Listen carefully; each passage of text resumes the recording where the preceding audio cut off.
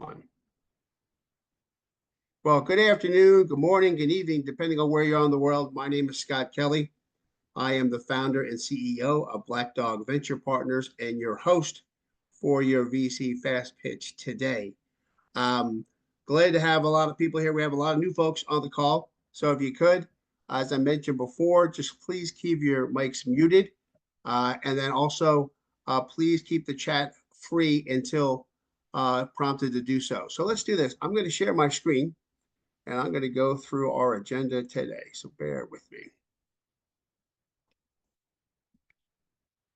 Okay, if you can see my screen, just give me a thumbs up, make sure I'm working correctly. Can you see my screen? Okay. All right, I'm going to go into slideshow mode. Bear with me. Again, my name is Scott Kelly. Welcome to our VC Fast Pitch event. This is our 67th event over the last 13 years. So I'm glad you can join us today. So what I'll do next is I'm going to go through our agenda. So, before we do that, we got some upcoming events coming up the next couple of weeks. We'll have our investor data room essentials. So if you're looking to raise capital and want to make sure your data room has everything is needed for an investor, that'll be on February 18th. We have our Growing Your Business by Acquisition webinar on February 20th. We have our March online VC Fast Pitch event on March 13th. And then we'll have our New York in-person event on April 3rd and St. Petersburg, Florida on May 22nd. So if you're on this call and you have questions about how to be more involved or how to register, you can just simply send me an email and I'll forward you details. So a couple of things. Our agenda today, so obviously I'm going through some of the opening remarks. And then what we're going to do after that, we've got a number of investors on the call. Several of them will be on our investor panel giving us feedback. And we'll have a number listening in and giving us feedback after the event. So in a few minutes, I'm going to go around the virtual room and just really ask the investors two things. One, give us a little bit of background about themselves, how they invest, what stage and what they invest in, but then most importantly, what they want to hear from a pitch of the companies that we have today. And then we'll have our companies presenting today. They'll do a 5-minute presentation followed by Q&A from our investor panelists. And then we're going to have Tracy Hazard speak a bit about our Emerging Managers podcast and what she does at Podetize. We'll have our investor Q&A session. And then we're going to add something new that we haven't done before because a lot of people want to dialogue and ask questions longer than the event. So after we're done the recording, there'll be an opportunity to ask, really just do some open networking. So we've got some great companies presenting. We've got Rare Breed presented by Tim McGraw, Heroes at Work presented by Upen Patel, Aglimpse presented by Fabio, Short Links Golf presented by Ed McNamara, Armilla Tech presented by Matthew Link, Top Down Ventures presented by Mark Scott, and then, like I said, myself and Tracy Hazard will share a little bit about what she's doing at Podetize and what we're doing at the Emerging Managers podcast coming up in a few weeks. So a couple of the rules, let me just go over those quickly. Okay. Make sure your audio is muted until you're prompted to do so or unmute. We want to make sure that our entrepreneurs and our investors get a seamless conversation going after their presentations. Please, no recording or note-taking apps. If you have a question, I'll ask our investors to ask questions first and use the raise hand function to get your questions answered. I can call on you. After each 5-minute pitch, there'll be approximately 5 minutes of questions from the investor panelists. If there is some time available, I will allow the general audience to ask questions, but typically we want this to be between the investors and the entrepreneurs. And when you're asked to pose a question, don't make it an opportunity just to pitch, okay? And then finally, we always close with the imminent words, show me the money. So with that, I'm going to unshare my screen. And then I'm going to just ask our panelists to go around the room. Yes, everything will be recorded, Greg, and please keep the chat open. I will go over all those details later. So What I'd like to do is go around to our investor panelists, and perfect timing. David Freeman is the first one to show his screen. So what I'd like to do is our investor panelists share a bit about themselves and how they invest. And then for our presenters today, I want you to tell them what you want to hear to pitch today. So David Freeman, we'll start with you. Yeah, always good to see you, Scott, and thank you for the opportunity to participate with you in this august group of investors and companies. I'm a former tech executive. I have some engineering degrees. I have an MBA in econometrics as well. Joined TCA in 2008. I'm chairman emeritus of TCA. It's a group of 400 accredited investors in 6 networks around the country. We are non-discriminatory. We invest in a variety of different entities, mostly in life sciences and technology, just to give you a perspective on where our dollars are going. We also have a podcast called TCA Crossroads. That's just a shameless plug. We try to produce one a week, but it's some pretty interesting information, not only for the investors, but also the entrepreneurs. What I want to hear is real simple, and I'm sure many of you have heard this one before from me. I'd like to understand the value proposition early on so I get the context of what you're trying to do. I want to see what sustainable differentiation you have relative to the competition today and in the future, because that tells me, in fact, what the value is going forward and why I should invest in you vis-a-vis other alternatives. I'd like to understand the team, because that's the number one criteria, not only the operational team, but the advisory board of directors. And finally, please make sure you tell me the deal structure. Is it a safe note, a convertible note, or is it equity, preferred equity? And what is the ask and what is the valuation or cap? Don't make me try to find it, because we'll rule you in or rule you out as a discriminator. Anyway, great to be here, Scotty. Awesome. Thanks for having us. Thanks for being here, David. Chris Piedmont. Chris, are you there? Certainly am. Thanks, Scott. How you doing? Good, good. So tell everybody about yourself, your investment thesis, and then maybe kind of jump into what do you want to hear today. Yeah, happy to. So I'm a managing director, Neoterra Capital. Spent the first half of my career as as an engineer, software developer. Eventually started my own companies, then flipped over to the dark side and started doing investments in startups.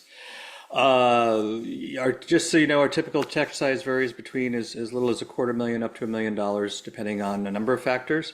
Most important thing I want to know is why you're going to succeed, and why is your company going to be a success? Tell me the reasons that I should be writing you a check. Most of which, quite frankly, David covered quite thoroughly in his list of things to cover. But that's the most important thing to me. I want to understand why. Fantastic. Thanks, Chris. Daniel Einhorn. Daniel, are you there? Yeah, sorry, I'm on the road, so we're gonna just hear my voice. We can take the voice. So share a little bit about your firm, how you invest, and then what you want to hear today. Yeah, so we're Capital Midwest. We're based here in Milwaukee, Wisconsin. We're a large fund for Milwaukee, but a small fund, nationwide based on what it is. We write $250,000 to $3 million checks. Look, at the end of the day, we invest in tech-enabled services and software. And at the end of the day, we're just kind of looking for a reason to care. Like, well, why should I care about your presentation, what you're doing, and why you came up with this idea, and why is it important to get it into the market? Awesome, thank you. So we're gonna I'm gonna briefly have Mark introduce himself. Mark Scott from Top Down Ventures. Mark, just share real briefly what you're looking for in a presentation today, because actually we're going to have Mark share a little bit more about Top Down Ventures later in the call. So Mark, just introduce yourself briefly, and we don't say go into the introduction, but talk about what you want to hear from the entrepreneur pitches today. Sure, Scott. Thanks. Hi, everyone. We're a fairly early venture firm. We've been basically the three of us have been operators for a number of years in the managed services space. So that's basically IT, security applications delivered primarily to small and medium-sized businesses. So we created a number of companies over the years, and then started a fund about a year ago. So we're very focused, and you'll hear in my presentation later on, we're very focused in software as a service technology companies that are focused on enabling managed service providers, which is it's a pretty large space, about $1 billion space globally, to deliver kind of next generation managed services. So we're not horizontal, that we look at a bunch of different things. And it could be even companies that are, they have a cyber security solution, as an example, in the enterprise. Maybe they're not getting a ton of traction in the enterprise, and we could see actually value in bringing it down market through managed service providers. So again, you'll hear later on. Definitely. Mark, what do you want to hear from the pitches today, Mark? Yeah, I mean, definitely the thing for us is entrepreneurs that understand, obviously the startup stage, how you're going to get to the scale up stage, but more importantly, who are the buyers? Where are you? Who are the companies that you would actually potentially exit to a few years down the road? And it could be private equity. Again, the space that we're in, there's obviously a lot of private equity buyers in it, and then there's obviously the platform software companies that acquire a lot in this space as well, because there's a lot of M&A. So it's a little bit of a different take. I think that we have a lot of deal flow that comes through. So everybody's got AI widget this, AI widget that. Really for us, it's got to have a specific use case that fits our industry and the MSP model, and then more importantly, where does it fit at the end of the rainbow? Awesome. So we've got two of our panelists that are actually in transit. So I'll introduce them briefly. They'll be listening in, and depending on their availability, they may be jumping in. We've got Brian Neer from Neer Venture Partners, and Casey Van Metten. He's actually just changed firms, so I'm not going to put him on the spot, but they'll be listening in throughout the day. And if they have the availability to jump in, that would be great. But I don't want to put them on the spot. I know they're in traveling. So let's see. We've got a few others. I know Maggie. Maggie, are you there? Yeah, hey. I invest with Catalyst Capital and Newland Ventures, and I'd say to add on to what everybody else is saying is I just want to know what your insight is. What do you know that others don't, and that gives you your edge in an early stage company. So if you can deliver that, that's all you need. Awesome. Thanks, Maggie, for that. And I welcome to our call today. So got Mike Solo. Mike, are you there? Hey, Scott, I'm here. All right, Mike. So why don't you share? You've got a unique vet fund. So share a little bit about where you invest, and then tell everybody what you want to hear in the presentation today. Yeah, sure. Glad to do it. Well, first off, we're a bit niche. I run a fund called 99 Proof. We're in the beverage alcohol sector. So a bit of a niche play in the CPG space. Really, Scott, myself, my partners, we just want to know, why are you uniquely positioned to win? What's unique about, is it your team, your product offering, a combination of both? Those are the things that kind of get us the most interested. And then, that's the kickoff for diligence on our end. Fantastic. Thank you for that. Okay, we got Craig. Thank you, Craig, for that input. I appreciate that. So Craig, if you are an investor, you can definitely provide some feedback as we go. I think we've got a few more. I may have missed them. Or have I missed any of our investor panelists? If you could use the raise hand function, I'll call on you. I know there's a few. We got quite a few people on the call, so I'm copiously scrolling through everybody right now. I think, let's see, I'm scrolling one more.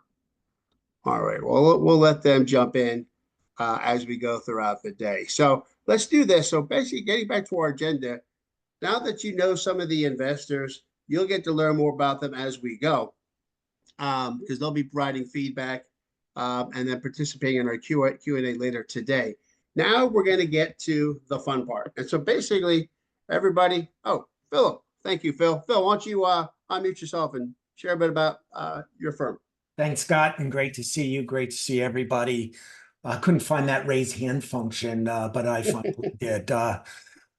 Phil Whitman, CEO of Whitman Transition Advisors, and We typically come in very early stage, like to take a board seat, and we are industry agnostic. We like to see disruptors in the industry. We're very aligned with 60 of the top 100 CPA firms in the country, and typically, once we get involved, we have the ability to bring additional investment dollars from their family offices, as well as the firms themselves. I myself typically come in when owner-founder is on fumes. They've exhausted all their friends and family options.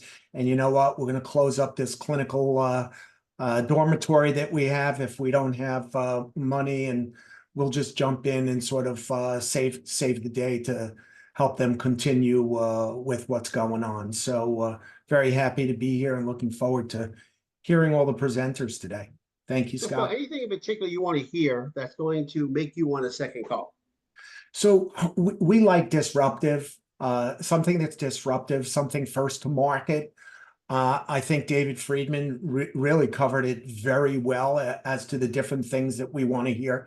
Obviously, how much you're looking for, what sort of, is it a $2.5 million ask on a $10 million, pre-money valuation?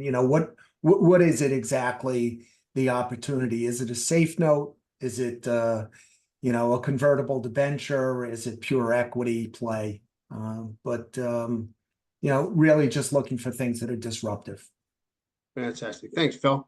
All righty. So we're going to get started in our presentations. So I do want to make sure that we keep the chat clear for now. So let's hold off on posting in chat. I want to make sure that our presenters get an opportunity to be focused and our investors get an opportunity to be focused on their presentation. We'll have an opportunity at the end, I promise, for everybody to post what they want in chat, but please keep it clean for now. Thank you. All righty. So as I did throw in chat, we've got some great companies presenting, and our first presenter today is going to be Tim McGraw from Rare Breed. Tim, are you there? I am here. I am ready to go. Tim. So once you do this, so everybody knows, I'm going to be here with my phone and a 5-minute timer. I'm going to count down Tim and our other presenting companies, 3, 2, 1, and then they begin and I start my clock. For all the presenting companies, at 30 seconds, I'm going to put a 30-second warning in chat. And then at the end, I'm going to cut you off, regardless of where you are, and you'll have an opportunity to clarify anything in the Q&A session. So, all right, Tim, I'm going to count you down. 3, 2, 1, go. Thanks, Scott. As you said, I'm Tim McGraw, founder and CEO of Rare Breed Companies and Rare Breed Health. We are a natural health and athletic performance supplements brand that will disrupt the national wellness space by offering extremely safe, natural alternatives to dangerous pharmaceuticals and the highest quality performance supplements. At $272 billion, you can see the natural health and energy and sports supplements markets are massive, growing even faster post-COVID. And based on recent political developments, we expect the growth rates to surge due to federal support. While all these markets are highly symbiotic with heavy consumer crossover between them, there are no national brands tapping all of them. There is no Rolex or Rolls-Royce of the natural/proactive health space. Rare Breed will fill that void. Regardless of your political affiliation, one thing is indisputable. The new administration and specifically HHS Director RFK Jr. fully endorse and support alternatives to pharmaceuticals, including functional mushrooms, hemp, and nootropics. Both RFK Jr. and President Trump back FDA-approved rescheduling of cannabis from Schedule I to Schedule III, a long overdue yet monumental shift. This change removes all regulatory barriers to public markets and stock exchanges, transforming the cannabis industry forever.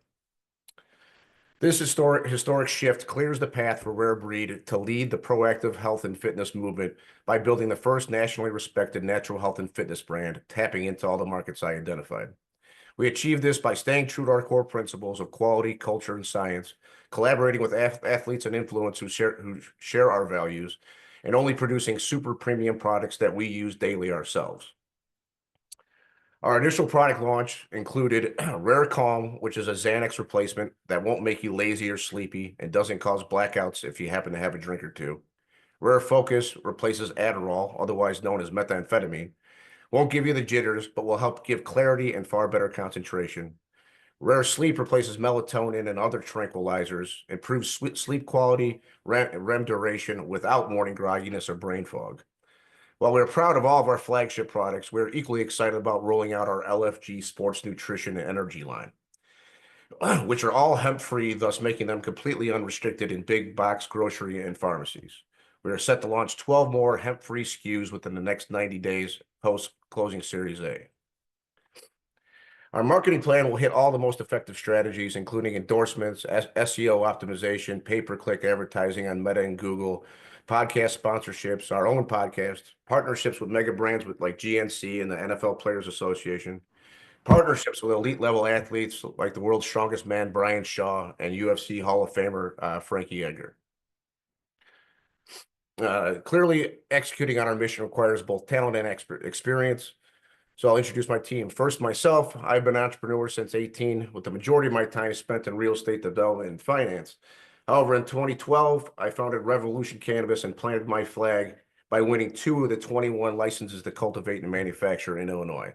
I continued to expand over the next 13 years and operated in 11 states and 4 countries, earning recognition from dozens of media outlets, including the New York Times, Forbes, and High Times Magazine, who named me to the 100 most influential people in cannabis list. My CFO is Matt Spokus. He's a CPA and an MBA from DePaul. He's been with me through 2008 and knows the natural health industry inside and out. Jeff, our CMO, was the head of brand at Rain Energy, owned by Monster. He took Rain from a concept to a nationally recognized brand and managed a $16 million marketing budget. Built an extensive network of athlete ambassadors. Christina, our CRO, was recently the COO of MyPillow under Mike Lindell. She led the launch of My Store, growing it to $15 million in sales without leveraging the MyPillow website at all. She's an e-commerce legend and has deep connections into big box retail. After 18 months of development and nearly 50 different formulations, we launched both wholesale and online sales in June of 24. Feedback from retailers and reviews from customers have been astounding and have confirmed the need to launch our gummy versions of the Sleep, Calm, and Focus products ASAP. Our first 3 products are available in 47 stores in Illinois and several East Coast states, and online at rarebreedhealth.com. With Jeff and Christina on board in 2025, our focus is launching new SKUs, adding big box retail, and identifying strategic acquisitions that will add substantial value to Rare Breed while increasing our name recognition and availability in major markets. In 2026 beyond, we will begin exploring opportunities for a liquidity event through IPO or sale once we've reached critical mass. Our current offering is $2 million, which will fund marketing efforts, endorsements, salespeople, support staff, and launch the additional products, including LFG and a essential nootropics line. To date, I put over $500,000 of my own money in, as well as nearly $300,000 from friends and family. But real marketing efforts take real money and support. The concept's tested and the products are highly effective. Tim. Oh, now it's time Tim, to put fuel on the rocket and build one of the most valuable brands in proactive health. Awesome, Tim. Thank you. So if our investors have a question, why don't you raise your hand in chat and I can call on you.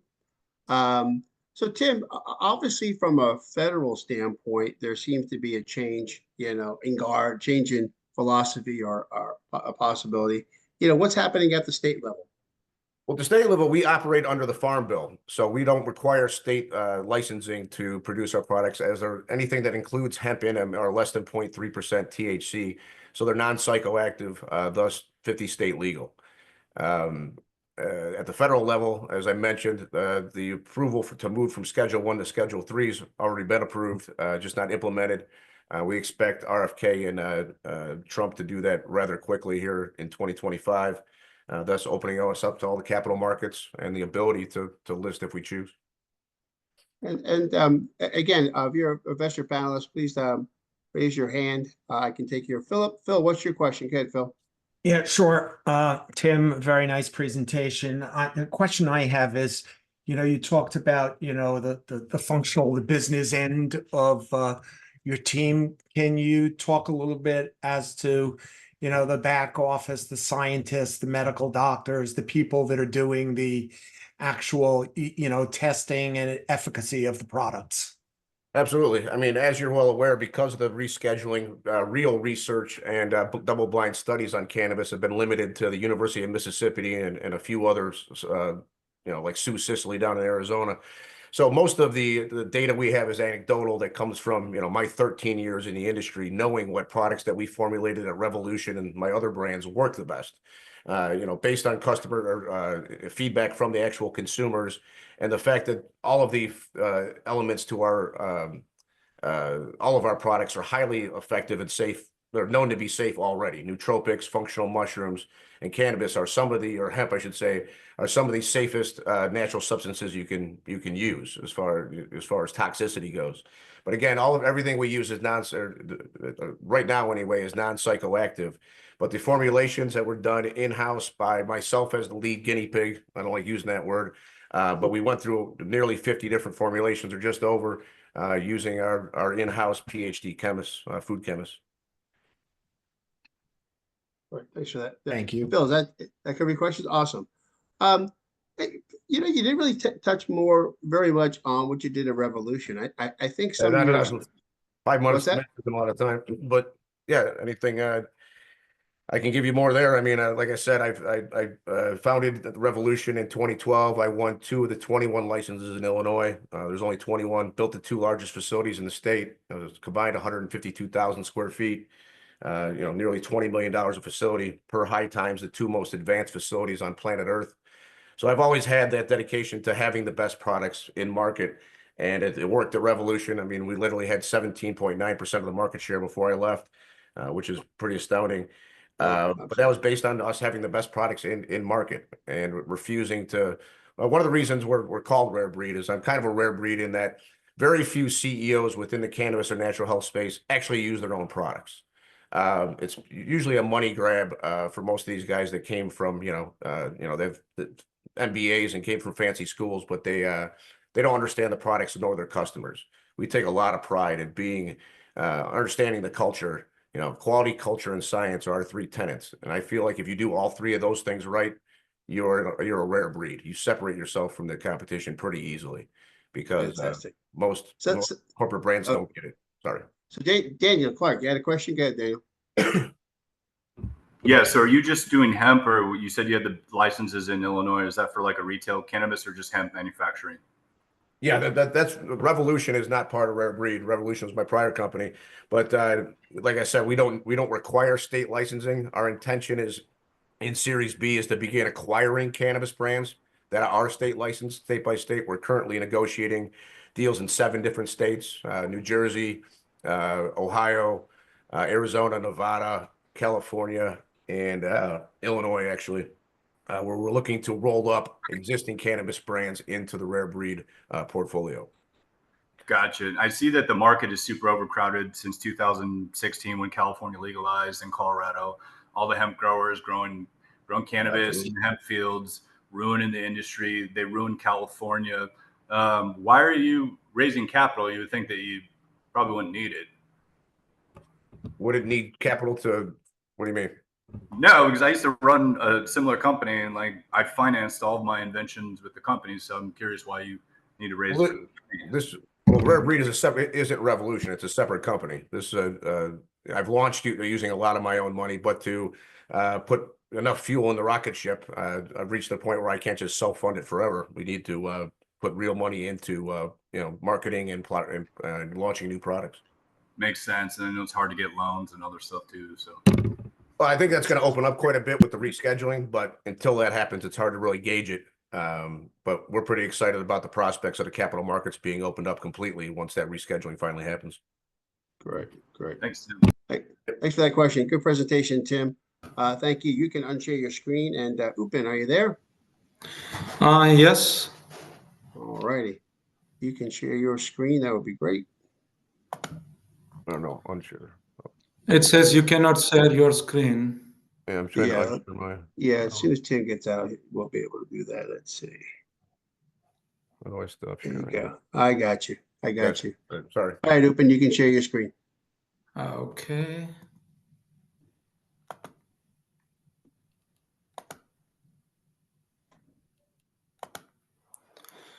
All right, Can Upen. everybody... I can see it. We can see it just fine. So Upen, I'm going to count you down 3, 2, 1, and then just keep your eye on chat. I'm going to give you a 30-second warning in chat. So 3, 2, 1, go. Hi, good afternoon. I'm a founder for Heroes at Work, primarily focus on get recognized for your hard work. I am a healthcare worker with 15 plus years of experience in the healthcare industry. Did more than 30,000 inpatient visit and received so many verbal comment. And I was looking for a platform where I can take those verbal comment into the digitally.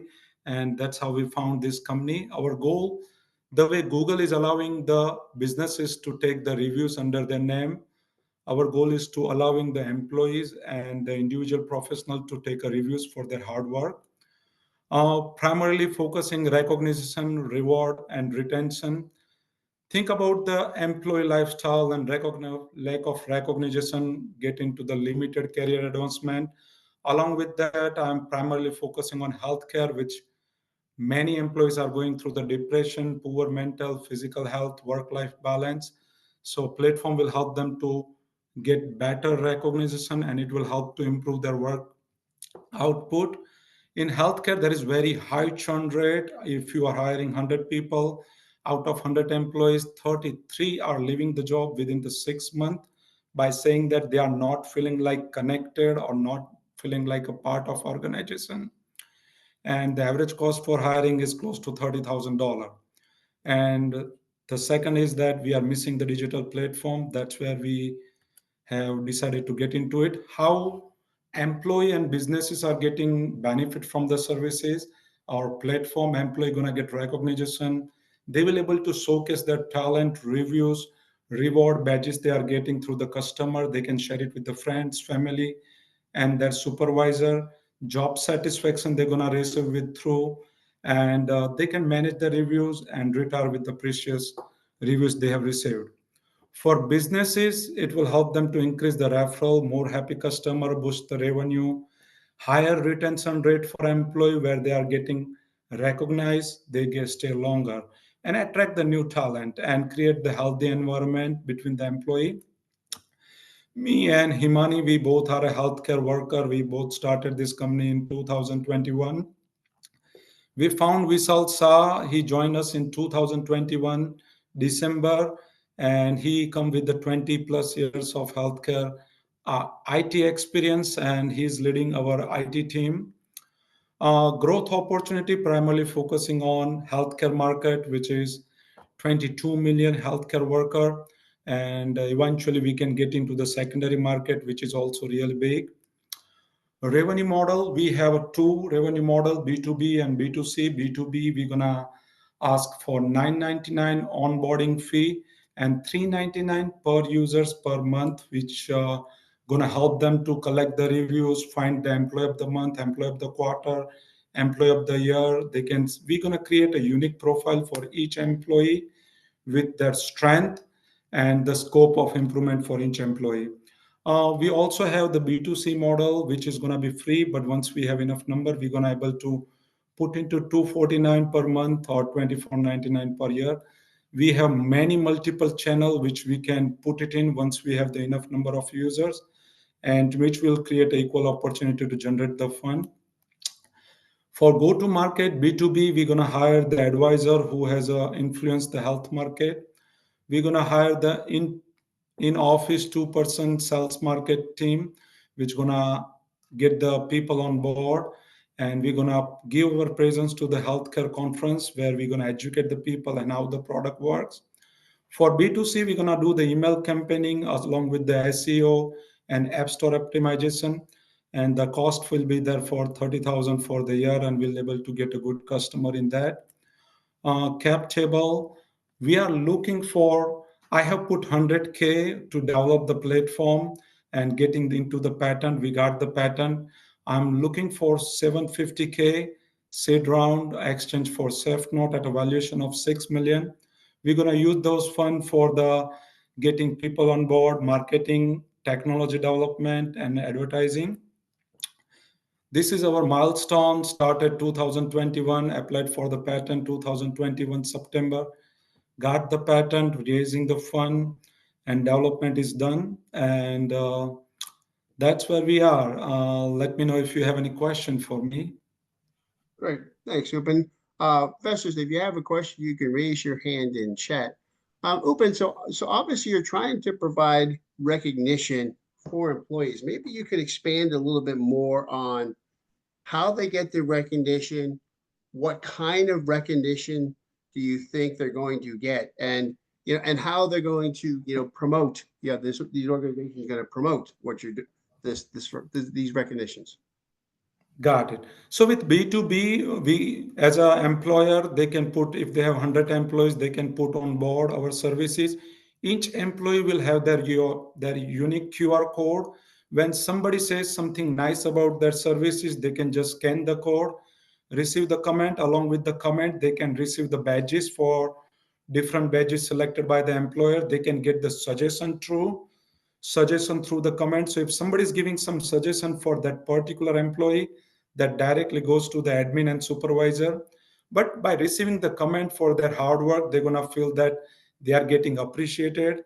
Even employer and manager, supervisor, they can give the comment they can see all the comments coming through the employee, and they can use those comments from the admin account to their own website, and they can do it with the many more marketing stuff which we have developed it. Okay. If you have a question, you can raise your hand in chat. You can even post it in chat if you like, or I can call on you. Upen, I was at the restaurant, probably the other day, and they had this little stand with a QR code to, give a recommendation. How does what you do, compare or contrast with something like that? So those recommended reviews directly goes under the business, but just think about that, the employee, how you can create a healthy competition between the employee by just giving that unique QR code. So rather than everything goes under the business, it goes to the employee, then get into the business. So we are doing the other way rather than getting everything onto the Google, because just think about that, even if you didn't took the services, then also you can get into the Google and you can provide the 0-star or 5-star for that particular place. With our platform, that will never happen. So nobody can do politically influence negative comment to any business, so they don't have to lose the business because of the politically, or somebody is putting their business down by giving the negative reviews. So Ben had a question kind of expanding what I asked. Who are your direct competitors in this space? Right now, we don't have any competitor, because the way we have approached it, we are taking the reviews through the employees, where we want to feel them recognized and give them a reward for their hard work. So just think about that. If the employee is going to try to get more comments, they have to have the more happy customer. So in the other way, you will going to have the increase the revenue, healthy competition between the employees, and you will able to select that who is getting you more business through the comment they are receiving. Okay, great. Okay, so we got a couple of recommendations there, but we'll pause with that. Upen, thanks for your presentation. You can unshare your screen, and then we'll have Fabio up next. All right, Fabio, you there? Yep, I'm here. Thanks, Scott. All righty. All right, why don't you share your screen? Right. All right, let me know when you're ready. I'm going to count you down. 3, 2, 1, go. Yep. Hello, everyone. What Scott said, my name is Fabio, and I'm here presenting for Aglimpse. What Aglimpse is we're not just updating the home buying process, we're taking it to a whole new level. But first, I want to start with the problem. Right now, production home builders are stuck in the past. There's over hundreds of millions of dollars in model homes that sit vastly vacant across the entire country, and a lot of unsold inventory. And on top of that, when the model home is presented, the builders themselves actually have a problem where they might sell 10 or 15 different floor plans in a neighborhood, but only have 2 models to show for. And that gap is what we're solving for. We're providing them with an alternative, a cost-effective alternative to achieve 100% of their product showcaseability. And on top of that, what we provide is also a green solution to a problem in an industry that is notoriously wasteful.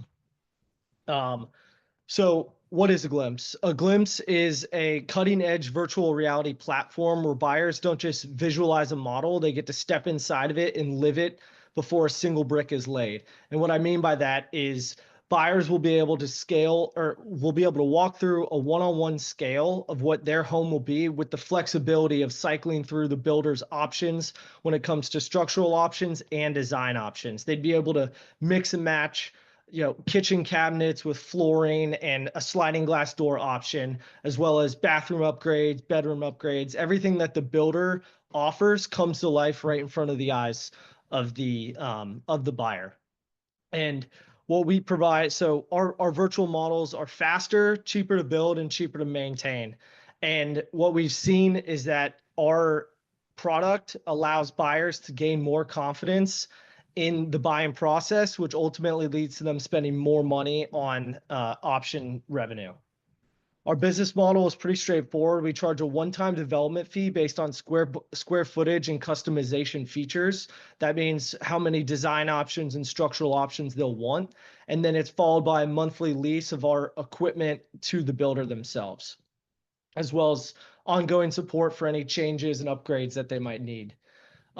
We do have plans for future revenue streams by capitalizing on the digitization of the model home industry, which is furniture ad space, where we can partner with local furniture companies and showcase their furniture within our tours, allowing buyers to see exactly how their furniture will fit in their brand new house. As well as additionally, we would like data reporting tools that are going to be built, which would offer advanced data reporting, capturing valuable insights from users as they interact within the tour. It'll give the builders detailed analytics on buyer behavior and preferences. And then finally, as traction builds, we'll be able to create a direct to realtor package, which would be a subscription-based service that packages all the builders and their models in your local area. That essentially would be, VR Zillow, or 2.0. It'd be a way that you could connect with a buyer's agent, meet them in your place, an office space, at a bar, put on a virtual headset, and tour dozens of models across various municipalities. The market we're tackling is a $21.3 billion addressable market with a serviceable market of about $3 billion. First, we're laser focused on proving ourselves locally and scaling from there. We're strategically located in the center of two of the top 10 largest home building areas in the nation, being Tampa and Orlando. And we already have access to a number of these builders, and they're ready to innovate. Our sales strategy is focused and efficient. What we've seen is industry events and being able to be right in front of the decision makers and having a face-to-face conversation of exactly the problem we solve and how we can benefit their company has been best, as well as in-person demos and showcasing our product to show them how it works and and how to use it. Right now, we are about a week away from inking a deal on our first pilot program launch, which will be with one of the top 50 builders in the nation here locally in Florida. And we're excited for that opportunity and currently looking for a second pilot program. Where we see our business exiting within the next 5 years would be, first, I think a logical exit would be within a home builder acquisition, meaning that any large builder that finds our product to match with their scalability and match with their buyer profile will likely want to purchase us to cut out any type of competition. So Fabio, you're at your 5 minutes. Why don't you go to the Ask page, and then we can go through exits and other opportunities during Q&A. Okay. Sorry about that. I didn't see the chat. No worries. Okay. Yep. Right now Awesome. we're asking oh, go ahead. Yeah, so let's do this. Keep it on that page. And Okay. if you have a question for Fabio, you can raise your hand in chat. So Fabio, my question is, maybe you could share a little bit about the user experience. Obviously, you've been talking about how home builders and opportunities with furniture companies. Talk to me. I want to use your technology to design my house or design what's going to look like. Talk to me about that experience. How does that work?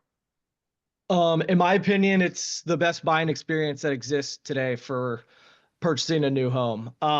As you're wearing the headset, we've simplified the process and user experience to where within less than a minute, you already understand the controls, you understand how to navigate the environment, and you understand how to interact with the different icons. So for example, if you're looking at a flex space that has an option for, an office or a third bedroom, there'd be an icon on the wall that you'd be able to click on, and it would just instantly cycle to what the next structural option would be. And similarly, the design feature would be the same. It's a different icon, but you could click, on the floor or the wall, and it would change the flooring option. Or most importantly, in a kitchen or bathroom, it would change the countertops, the cabinets, the flooring, the wall paint, all in one as a completely different design package, and you'd be able to mix and match with those. And an additional feature too that a lot of people like is because it's digitized, we can geolocate that model experience on the specific piece of land that you are purchasing. So you'd be able to interact with the sun, dawn and dusk mode, night mode, day mode. You'd see exactly how the sun would interact with your unit. Awesome. Phil Whitman. Phil, you had a question? Go ahead. Yeah, very nice presentation, Fabio. As someone who's built 2 homes through a large national builder before, you mentioned that you're on the verge of inking a deal with a top 50 home builder. Can you share with us, I don't necessarily understand your revenue model. I mean, I know you said something like $20 to $35 a square foot as a development fee. Is the buyer paying that? Is the builder paying that? I mean, if the buyer's paying it, are they getting a credit for it if they actually ink an agreement with the builder? Give me an example. You have this top 50 builder, Mhm. and now people start utilizing your technology. How many homes do they have to build before you guys start making some real money? And what are your financial outlooks for this?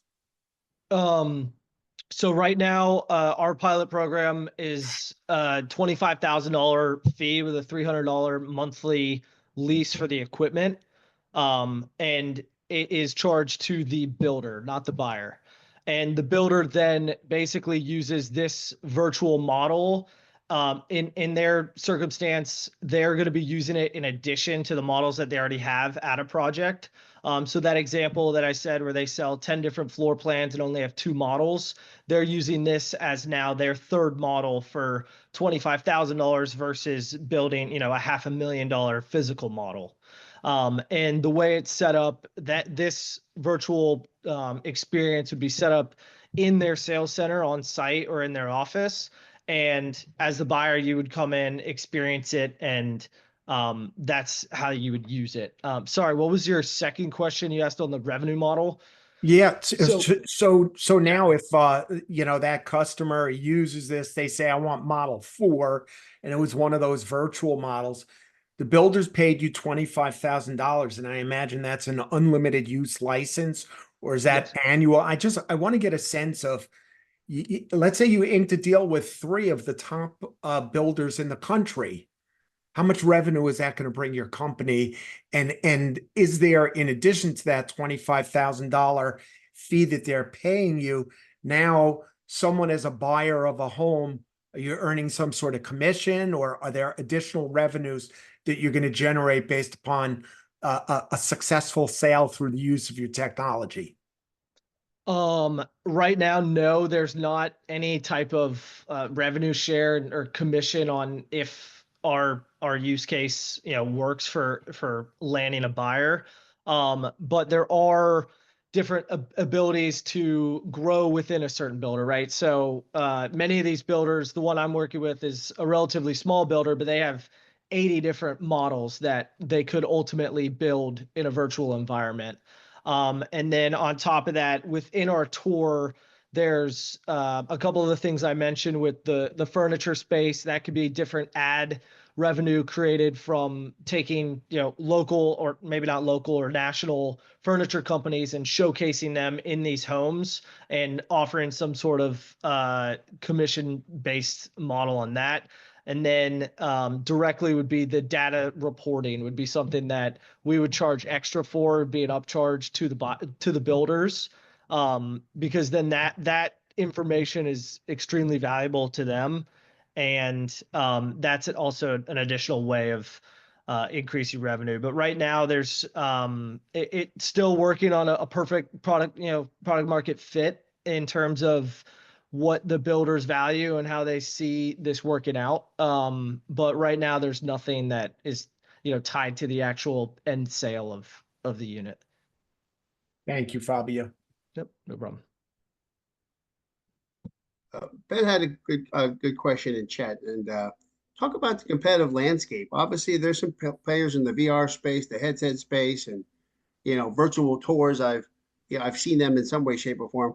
Talk about the competitive landscape and what your advantage is over some of these competitors. So the biggest competitor that we have is actually out of New Zealand. It's a company called Invis. But what they do is more of a downscaled, cheaper model to where a builder can take one of their plans and put it into their software and it will spit out a VR environment. But the VR environment itself is more of 3D imagery rather than something that you can experience and interact with, because they work in Unity rather than Unreal Engine, whereas ours is more of a true buying experience for the user, where, like I mentioned, they're selecting different structural options and design options as they walk through the space. So that is our largest competitor, but it is a bit different. And then beyond that, I guess the only other competitor would be if these builders decide to, self-perform or self-develop this type of technology, where I've seen builders in the past that have tried, but it's failed. And that's because they're, home builders. They're not technology companies. So Awesome. Thanks for that, Fabio. You can unshare your screen, and then we'll have Matthew from Armilla Tech. Matt, are you there? Hi, Scott. Here we go. Yeah, let me, there you go. You're unshared. Go ahead, Matt. All righty. Once you go into presentation mode, let me know when you're ready. Yes, sir. Alrighty. All right. 3, 2, 1, go. Imagine a world where a split-second delay can mean the difference between victory and defeat. This isn't just about sports. It's about communication, speed, and the future of competition. Armilla Tech is revolutionizing play calling, bringing encrypted instant communication directly to the hands of coaches and players. No more miscommunication, no more delays, just seamless, secure play calling. In sports, every second counts. Traditional communication methods are slow, prone to interception, and often lead to costly errors. Whether it's football, baseball, or softball, the need for real-time, reliable communication is critical. Teams struggle with outdated systems that don't meet the demands of modern, fast-paced gameplay. That's where Armilla Tech comes in. Armilla Tech provides an encrypted, real-time play calling system that eliminates the risks and delays of traditional methods by sending plays from the coach's tablet directly to the players on the field. Our technology is not reliant on cellular or Wi-Fi, ensuring that communication is always clear and reliable. With a range of over 250 yards, impact-resistant design, and long battery life, Armilla Tech is built for the rigors of the game. Coaches can send plays instantly and securely, reducing time between plays and allowing more scoring opportunities. It's not just faster, it's smarter. Coach Mike Smith of the Atlanta Falcons told us Armilla is already better than the NFL helmet mic system. The market for our technology is vast. In the US alone, there are over 750,000 teams across baseball, football, and softball, each representing a potential customer for Armilla Tech. Our traction is evident. We've generated over $700,000 in sales, and more than 150 organizations are already using our system, validating its effectiveness. We're making significant inroads across college, high school, and youth sports, and we've just secured an exciting partnership with Texas high school football, a major milestone for our company. With our first-to-market advantage and patent-pending technology, Armilla Tech is poised to redefine communication in these arenas. Our business model is built on 3 primary revenue streams. First, the sale of our hardware, including the tablets and wristbands used by teams. This provides an immediate source of revenue. Second, our software is offered as a service through annual licensing, creating a recurring revenue stream that grows as more teams adopt our technology. Finally, we have a significant opportunity in advertising, where corporate logos can be placed on our wristbands and tablets at all levels of play. This not only provides additional revenue, but also enhances brand visibility for our partners. Lance, our CEO, brings an impressive coaching background that uniquely positions him to understand the communication and strategy challenges faced by sports teams. His firsthand experience on the field has been instrumental in shaping Armilla Tech's vision for revolutionizing sports technology. Building on Lance's leadership, we've assembled a team with deep expertise in sports communication and technology innovation. To further solidify our industry presence, NFL coaching legends Brian Billick and Mike Smith, both of whom have led teams to Super Bowl victories, have joined us as co-owners.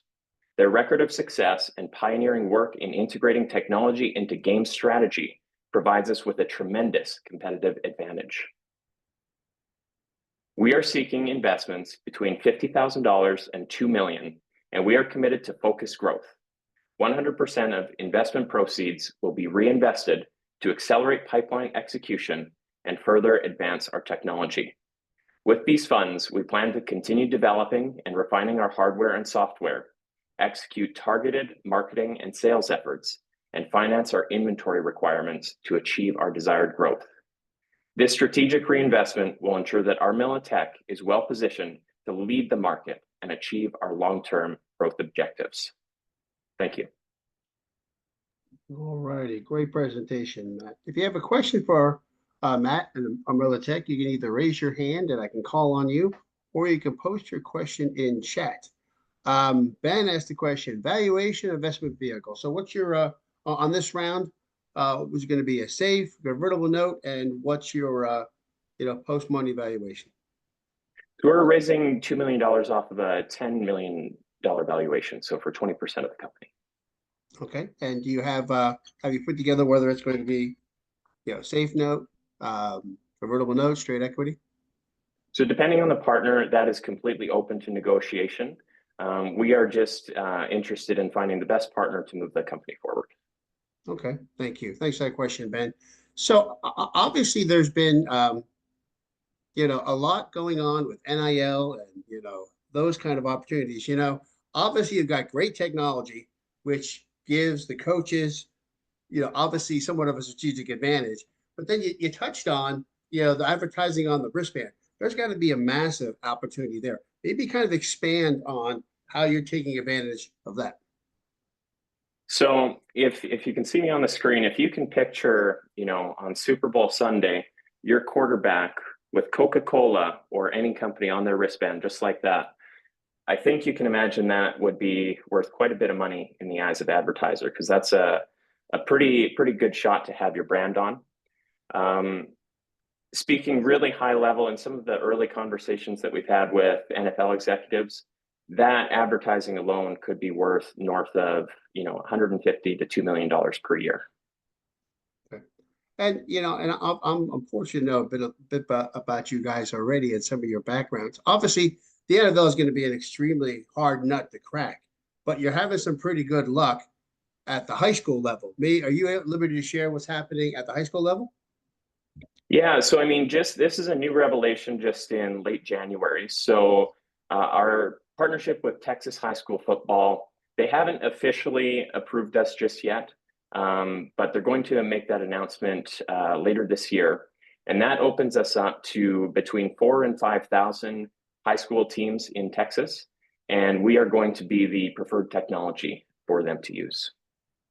Actually, in a recent survey that the organization did with these coaches, I believe it was 77% of the coaches wanted to adopt this technology. And you actually just recently used this technology in a college all-star game. Can you share a bit about that?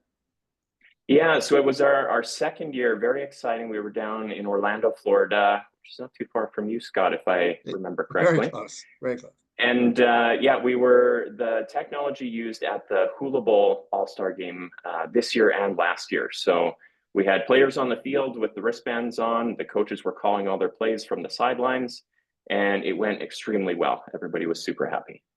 Fantastic. Do you have any more questions for Matt and Armilla Tech? You can either raise your hand or you can post them in chat.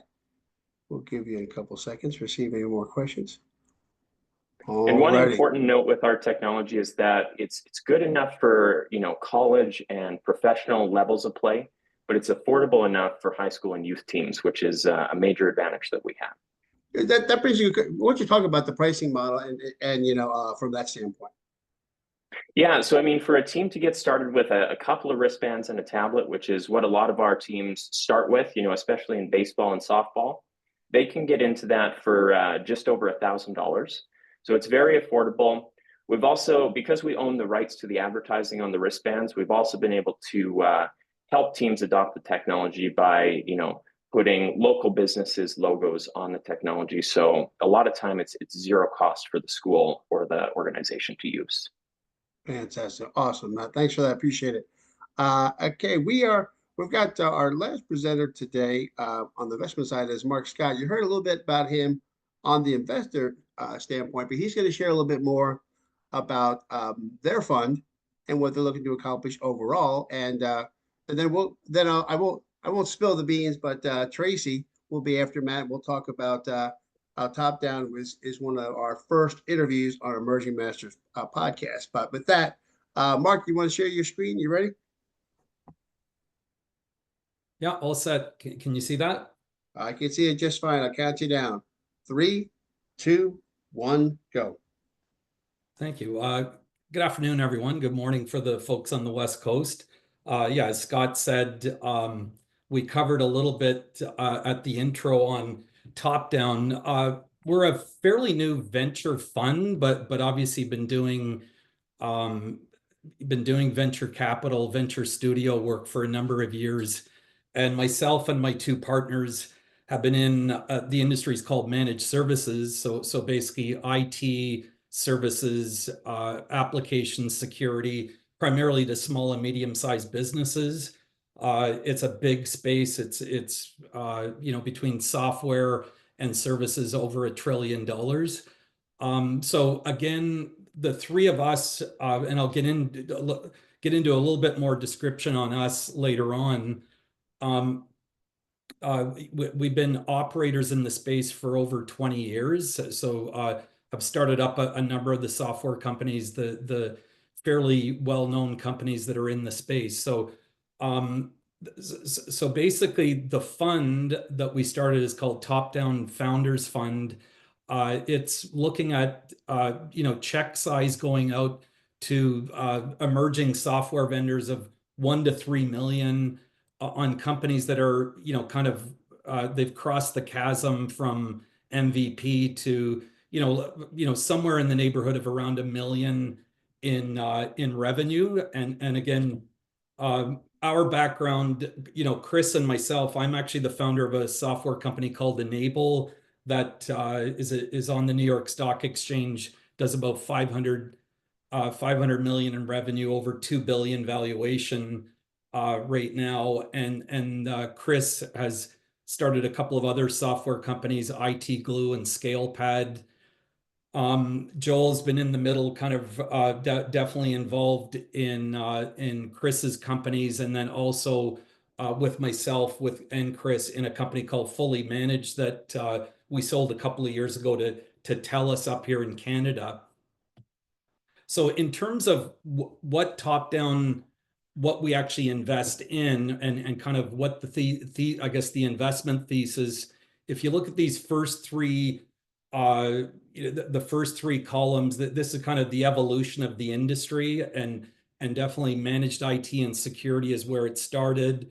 Cloud cloud applications came along, with Office 365 to CRM and the Salesforce, the NetSuites, et cetera, of the world. Cybersecurity has been a huge thing the last 5 to 7 years in managed services. So what we typically look at is what investments can we make to elevate the kind of the three core services. So an area like cybersecurity, definitely how do we de-risk it? We just did a recent investment in a company called Cork Protection, which is basically a combination of technology and cyber warranty services that are offered. Platformization is another big thing as well in cybersecurity. And then also really looking with an eye on the future. So basically, what's really some of the next gen digital MSP services that are coming. So that really is where organizations more and more are moving to making the office, the digital worker more productive. So the three areas that we really focus in there right now is digital work analytics, managed AI, and then AI for service automation. So everything from leveraging agentic AI out to digital labor.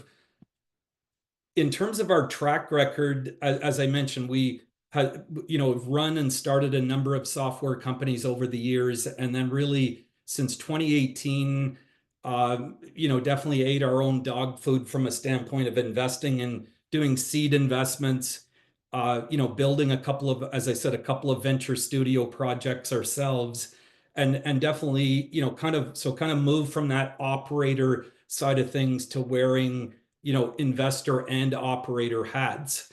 What we launched last year, and what obviously this discussion is about, is top-down founders fund. So that's really what we did, is really go out to the industry and tap from a limited partner perspective some of the biggest influencers in the industry globally.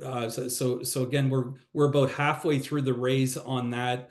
And are going to hopefully complete the 25 million by mid this year, and then even we have the ability to oversubscribe, just because definitely the deal flow is there in terms of opportunities that we have to invest in some of the companies that I talked about. So Cork, ThreatMate, which is attack surface management, then a company called Styx Intelligence is the first three that we've done. We have another 2 or 3 that likely will close on post the second close in Q2. So Matt, why don't we close there, because our 5 minutes is up. Why don't we do this? Leave that screen. Yeah, leave that up. That's a good screen. So if you have questions for Matt, you can either post them in chat or raise your hand and ask Matt about Tom Ventures. I do apologize. We have one more company presenting after this, and I'll announce that in just a second. So obviously, cybersecurity has been very hot. In fact, I believe one went public today. Where do you see, the industry going in terms of liquidity down the line, Mark? Yeah, I mean, I think if you look at the managed services industry, you have Enable, that's one of the big platform vendors, as I mentioned before.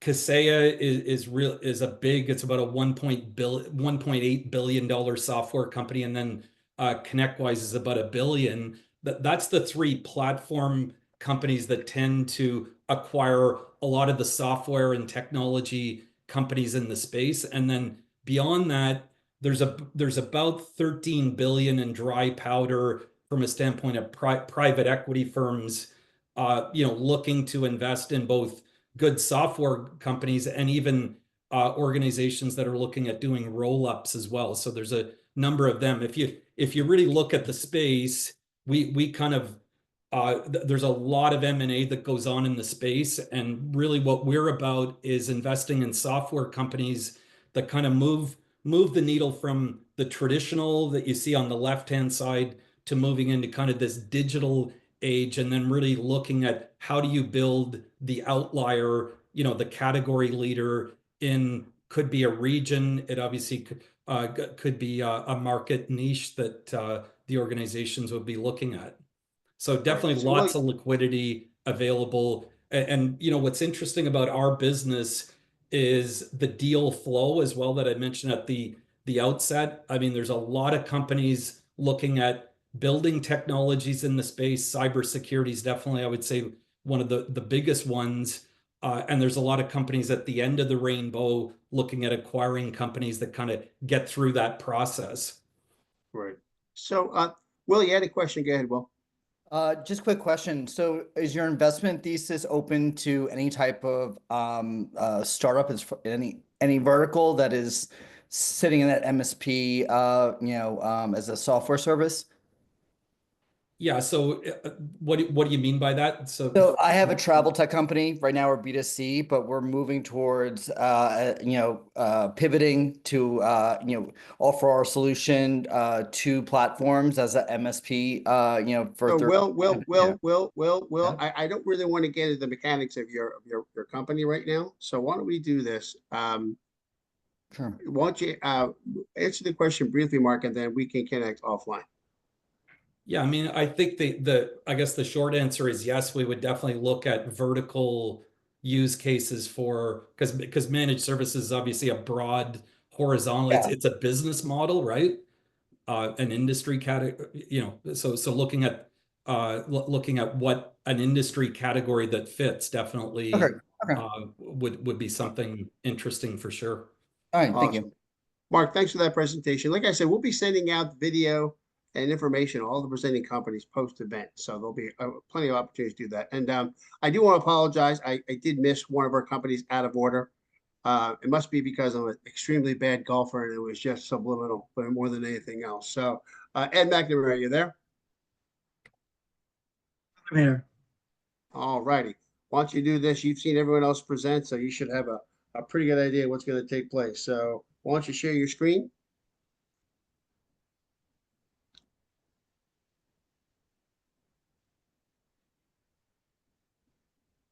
And then before you get started, for our investor panelists and our participants, after this presentation from Ed, we're going to have my friend Tracy Hazard do a short presentation and maybe do a quick little plug of our upcoming podcast.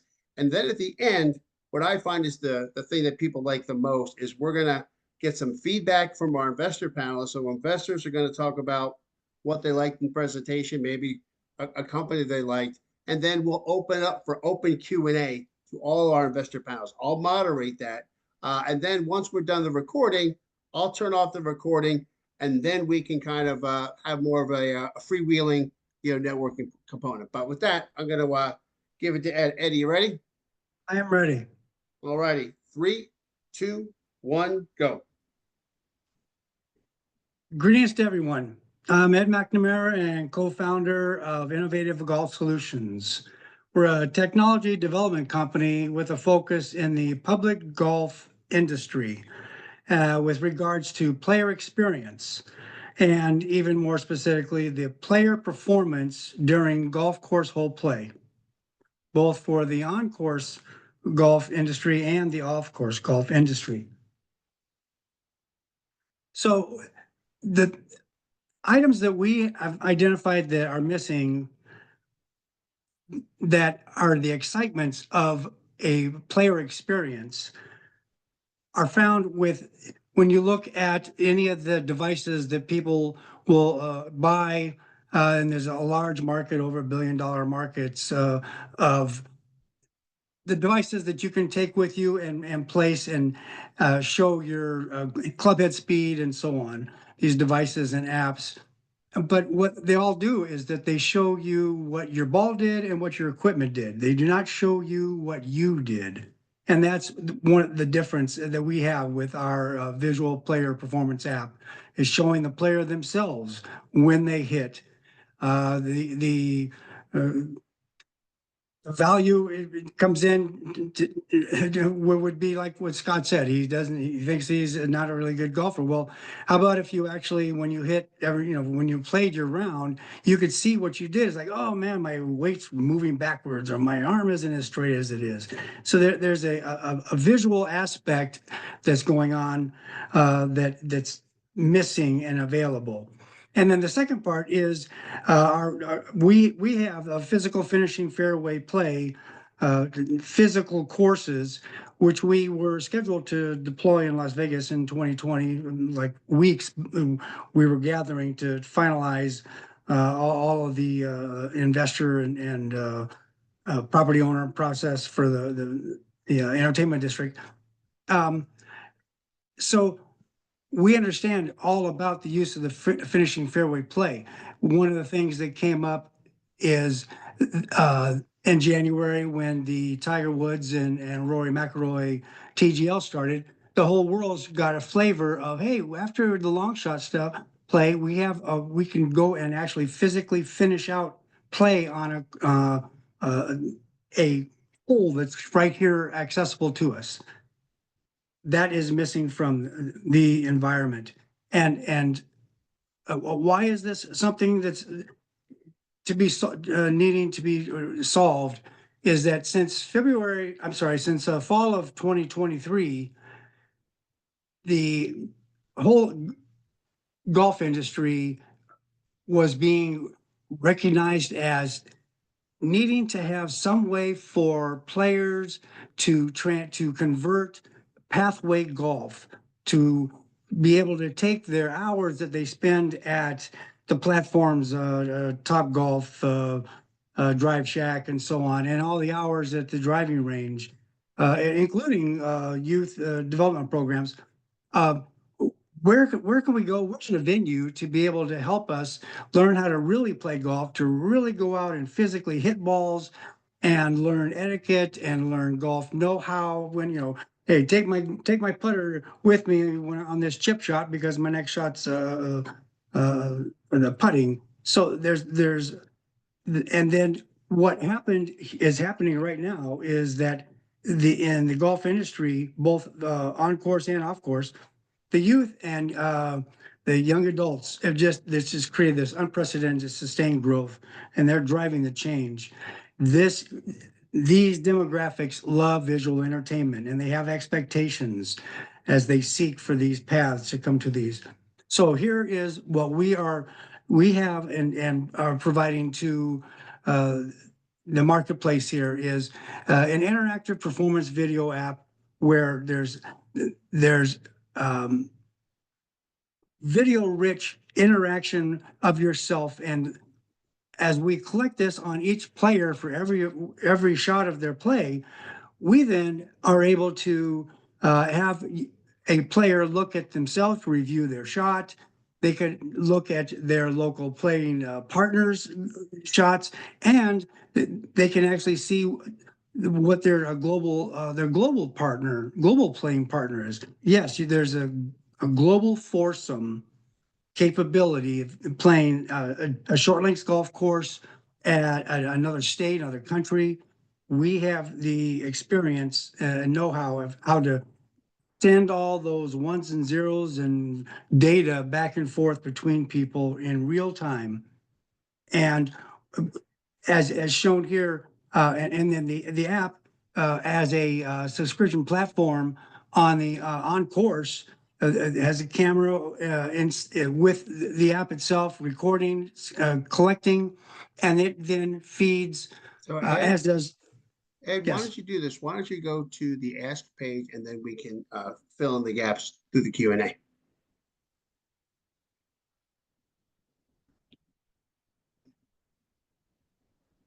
All righty. So if you have questions, you can raise your hand or post it in chat. Wanted to make sure we get a few questions answered.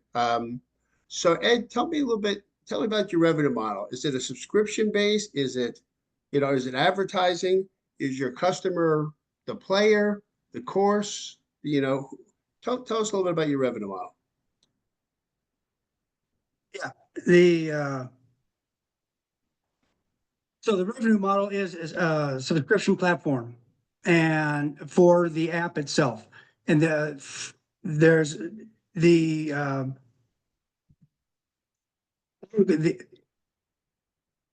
for both of these platforms, there's a back end that is receiving the data that's in there.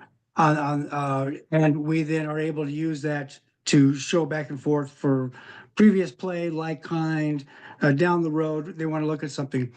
The revenue streams come from selecting these packages to where we have recurring, and this is to be placed at a price under $15 a month for subscription. That's a number that people that's palatable to people. And then for the physical golf course facilities, there's the course play revenue itself, which is on the lines of at a model of 50% operations capacity. You're still bringing in over $500,000 a year in revenue for, and this is for placing it within a driving range environment. Right. Anybody have a question for Ed? Who is a golfer on this call? If you're a golfer, raise your hand. Someone's got to be a golfer. You know, I've golfed, I think, 14 times. And I think the reason I've only golfed 14 times because I didn't have an effective tool to make me a better golfer. But well, Ed, thanks for that presentation. I appreciate that. If you can unshare your screen, that'll be great. And so for Murav, who's on the call with us, our next presenter is actually someone a woman founder who's presented at our event several times. So Tracy Hazard is the founder of Podetize. She's going to share a bit about what she does, and then we're going to maybe share a brief preview of what we're working on together. So Tracy, you there? I am. Thanks for having me, Scott. It's been so much fun for us to, I just realized we've known each other almost a decade. I think we met like really late 2015. So Podetize is the largest post-production company of podcasts. You may have heard me speak here before. We are a combination of SaaS and we call it MaaS as well, marketing as a service.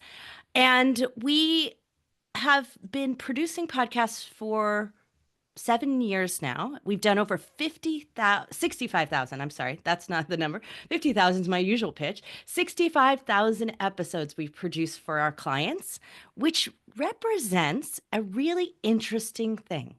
We have been using AI since 2018. So we have actually produced 240 million tokens worth of data through all of our AI speech to text system. We use this really special proprietary process that we developed since 2018 of layering the processing of that speech to text, which is what gives us such great results for our clients when we produce them into blogs or add them into their transcripts for Apple and Google and Spotify and all the other places. And what we also discovered in the process of doing that is that we have a better training data set than anyone else. And it is because it comes from the spoken word from so many amazing uncensored speakers out there in the podcasting space. But they're all independent. They are not a part of the 0.3% of media that is getting a deal with OpenAI and all the other companies. And so we've been working towards preparing a grant application, which we did file at the beginning of this year, but it was rejected when the president's program went into NSF. And so we have to reapply again. But we are in the midst of not only doing that, but also going to other countries because there are lots of other countries that would like to have the American perspective. So what we're preparing is a data set feed, just like our podcast feed, that goes into large language models for training data sets, and a participation economy where it gets paid for directly to the podcasters who participated in that data set, that 240 million tokens. So that's what we're working on. Our grant application will go in again in March, and then we'll have a match fund opportunity in 6 months, and that's when you'll probably hear from me again. We probably won't take any match funds from anyone who's not already a podcaster. So, or already a podetized as an investor, just because, I mean, it'll fill up too quickly. We have did a crowdfund before, so we have plenty of investors in our model already. So we're looking forward to that, especially because that's, it's the 10 billion token need in the LLM feed. Like, they need lots and lots of data to keep it, because by 2032, they're estimating that we'll have diminishing returns in our ability to reach I'm going to say aggregated general intelligence from our AI system. So looking forward to that. The flip side of that is I get to keep doing podcasts, and that's where Scott and I have reconnected. I've been bugging him for years that he needed to do a podcast. He's, as an investor, he has the little, some incentives to do it too with us. And the Emerging Manager podcast, I'm super excited for it, Scott. He's already been recording. I'm going to type into the chat here real quick the link, because if you are an investor already, and I'll let Scott explain his premise, his premise for the show. But if you want to apply, you'd need to apply there, and you need to be a part of an a fund manager. Awesome. Thanks for that. Yeah. So actually, as Tracy mentioned, we know each other for a decade or more. And I'm a shareholder in Podetize, and she has been on top of me for literally years to do a podcast. And I decided that I've built this network of 13,000 investors that I've done deals with over the last 30 years. And there was a really interesting article that came out towards the end of last year, is that the vast majority of money that went to venture capital funds was limited only to about 12 to 15 funds. And there are 3,200 venture capital funds. And so it dawned on me that these folks need an opportunity to get the word out too. So what I'm going to be doing, and Mark's partner Joel is one of our first interviews, is the Emerging Managers podcast is going to be me talking to up and coming, lesser known VC funds and angel investors. And so it's going to be a real opportunity for everyone to learn more about some of the funds that you don't see on TV, that aren't in the news all the time, but are getting tremendous returns. So that's my little plug for us. And Tracy, thanks for the one thing that I want to say is that this is the ideal way that Scott is using this podcast, because when somebody needs to build trust, if you're a startup or you're in your first fund and it's harder to get investors to say, I want to be first money in, right? How many of us startups have heard that before, right? If you need exposure to a broader audience, Scott already has that. He's the ideal person to bring you a broader audience with his 30,000 investor list. And then if you need authority, right, you want to be right upside those other bigger funds in your visibility. That's the perfect reason to come on the show. It's the perfect reason for the show to also be able to bring great value to those listening. Yeah, and for us, everyone on the call, you'll get an opportunity to hear from venture capital funds that you haven't heard before in your search. So that'll be coming out in just a few weeks. We're excited about that. We'll have an official launch, and obviously we'll let everybody in the universe know. And Tracy, thanks for joining and giving me a little chance to plug myself. So, well, we're at the point of call now that I tend to like. We've got two things we're going to do next. One, I'm going to go around and ask our investors for some feedback about what they heard today. And then we'll open up for some Q&A. And how we'll handle Q&A, if you're in the audience, if you have a question, make sure you post it in chat or raise your hand. Please don't make it a pitch. We'll give you an opportunity in about 30 minutes to do that. But again, so what I'm going to do is I'm going to go around the room of some of our investors. And what I'd like to hear is that, from what you heard today, is there something you recommend? Is there a company that you liked? Or is there some general feedback? And so I've got Chris Piedmont on my screen right now. So Chris, why don't you share a little bit about what you heard today? Why am I always first, Scott? Why am I always first? All right, thanks. Yeah, so some interesting deals. Quite frankly, some of the space I've actually been in, the MSP space, for example, the tools for MSPs. I actually own my own managed service provider, so I'm familiar with that space. And there is definitely a demand and a need to get some additional tools out there. The consolidation in the industry between Kaseya and ConnectWise and others has made it more difficult to get in the space. So I applaud the guys for taking that up and helping to get those companies off the ground. some of the others I'm concerned about total market size. When it comes to, the sports plays or the golf application, is the market's large enough to actually, build a company sufficient to get a sizable enough return to be worthwhile? And that would be something I really would like to learn more about, quite frankly, from not only them, but others that present here. Can we build a venture large enough that the internal rate of return and the time to liquidity is within the range of what we're looking for? So that would be my comments for today. Thanks, Ted. Daniel, on Einhard, this is your second time on the call. So Daniel, how about some feedback from what you heard today? Yeah, I mean, they seem to be a lot of like niche type of plays, which is fine. The first one I thought was terrific. It's nothing that we do, but I think that's an interesting company, an interesting concept, and with the right partner, can really get in there. The home building one, we've dealt in that space pretty extensively, and that is a partnership driven field where either they're going to get with one of the other home builders and partner with them or they're not. The marketing of that to the consumer is going to be a challenge, but it's a total B2B, and if they can get the right home builder to sign on, and thinks they help them out, that's interesting. I'm not, all I've heard is that there's a shortage of homes, so to hear that there's all this inventory that's just being unsold is news to me, but that could be right. I don't know. It depends, I guess, on the area of where you are. But and then there was one other one that said they didn't have any competition, and that's just not anything you ever would say. Anyway, Amazon has competition. A spreadsheet is a competition. It's just a horrible thing to say whenever. And there's 3 companies I've seen that are identical to the one that was presented. I'm glad you made that comment, because I was on the call earlier this week, and I had to say, look, the pencil is a competitor to the computer. The reality is, and that there's just certain things you do not say, and that is one of them. So I appreciate that feedback. And if you're listening in, take that feedback to heart. Okay. Do not say you don't have competition. Someone is your competition. Okay. Pizza is the competition to a salad. Okay. So Phil Whitman, some feedback from what you heard today.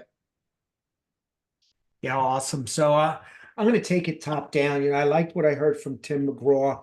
Actually have some introductions, have made some investments in the cannabis space.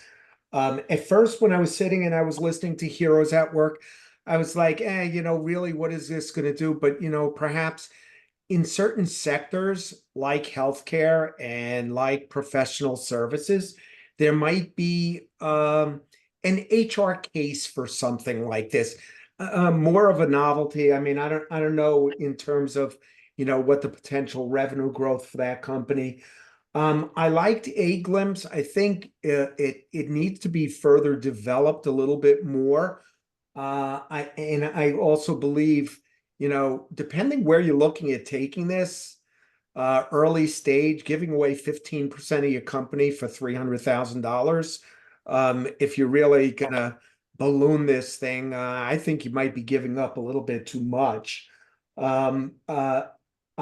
Matthew Link, Armilla, at first I kind of sat there like this and I was like, but as I started thinking about, youth sports, Pop Warner football, all these things, and the limited price point, I think there could be a competitive advantage, as long as some of these leagues didn't come out and say, hey, you're prohibited from using something like that. But a very excellent presentation, Matthew. Top-down ventures, love it. We are actually in the MSP space, speaking with MSPs every day. I think it's a tremendous space. I like the forward looking vision of what's on the horizon, because I think most people typically are focusing on, the cybersecurity, the cloud-based stuff, and the traditional stuff. The one thing I'd say, and obviously you've developed quite an amazing company that's a publicly traded company. I think your individual investment, and I forget what those numbers were. I took some photographs, I have them, but I thought, you might be shutting out some very viable investors who might be willing to come in at, some lower entry point. And then I'm not a golfer, so, as it relates to, the golf tool, I really couldn't opine on that, but, excellent presentations and, definitely would like to follow up with some of the presenters today. Awesome. Thanks, Phil. Appreciate that. Any of our investors want to provide some feedback? So Ben, you were pretty vocal on the chat, so I'm going to give you an opportunity to be vocal in reality. So Ben, you asked a lot of questions. Beth Corey, you asked a bunch of questions. So maybe you could share a bit about yourself and your feedback and what you liked and what you didn't like. Yeah. So a little bit about my background. I run a startup company. We build AI agents for operations team in the SMB sector. I also handle and source deal flow for VC. So I kind of get a seat at both ends of the table when I get the perspective. So a little bit of my feedback is just coming from stuff we're currently getting grilled on in our venture round, and some of the top questions that I always get asked when presenting deals over to VCs. But overall, really good pitches, some very cool stuff. Everyone is working. Yeah. Thanks, Ben. I wanted to give you a shout out. You were good on the chat. So yeah, thank you.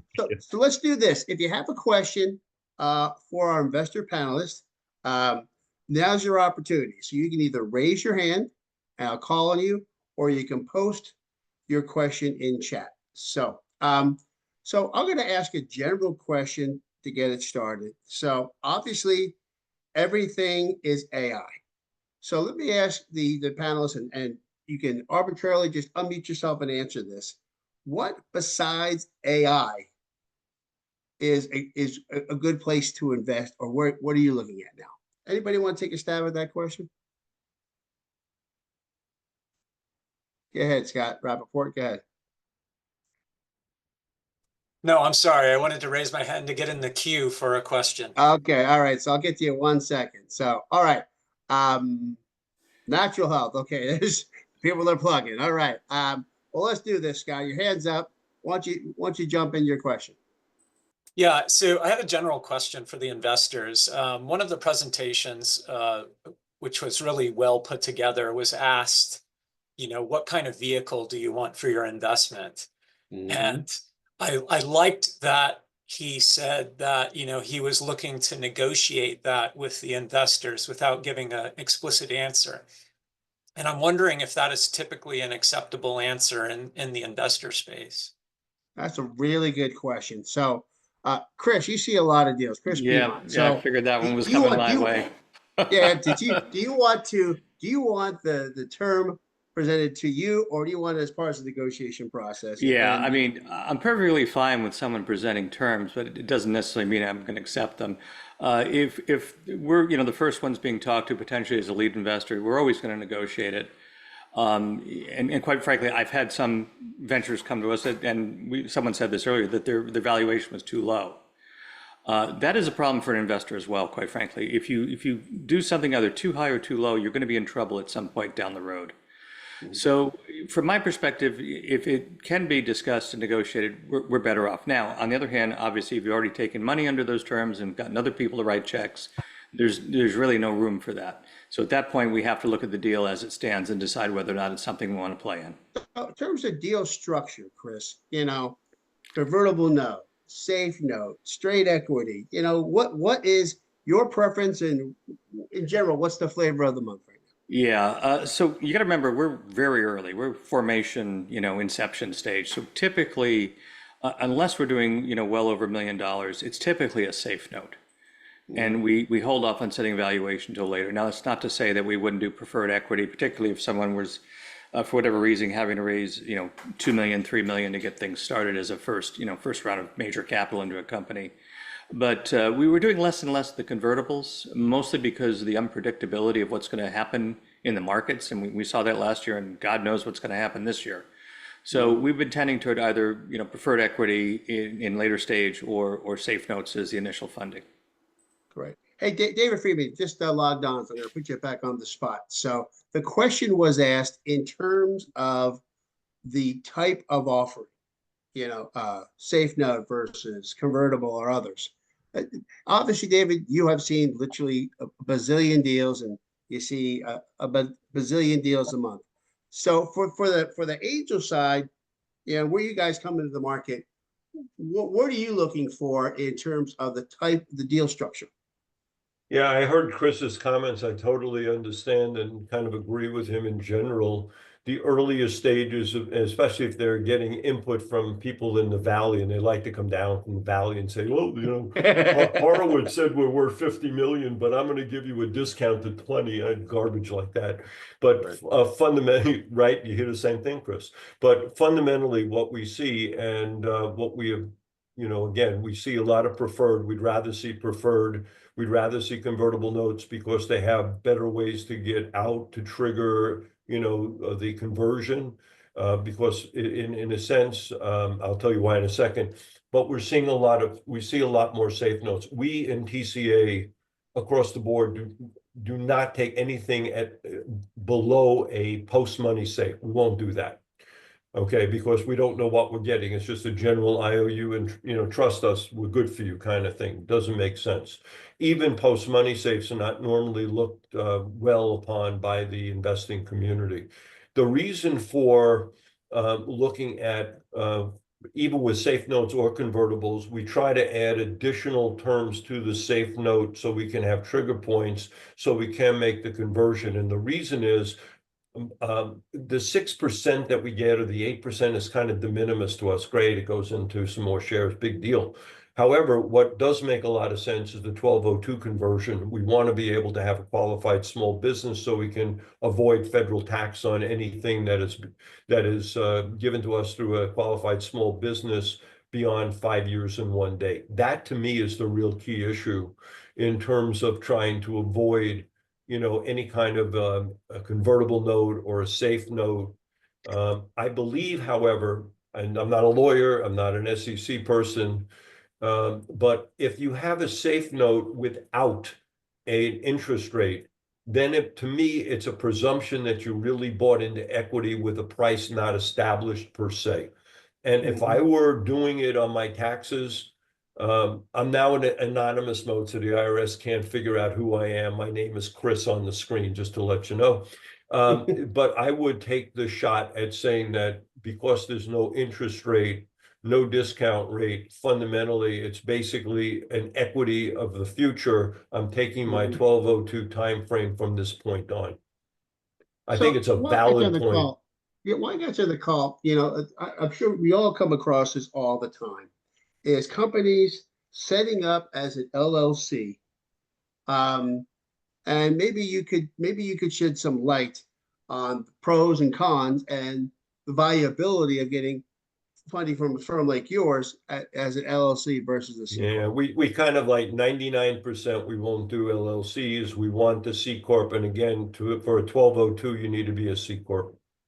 Thank you for that. Anyone else want to chime in on that? Yeah, just to add to what David just said, absolutely. I mean, C Corp in one of the major locations that we prefer, Delaware, Texas, sometimes, Nevada.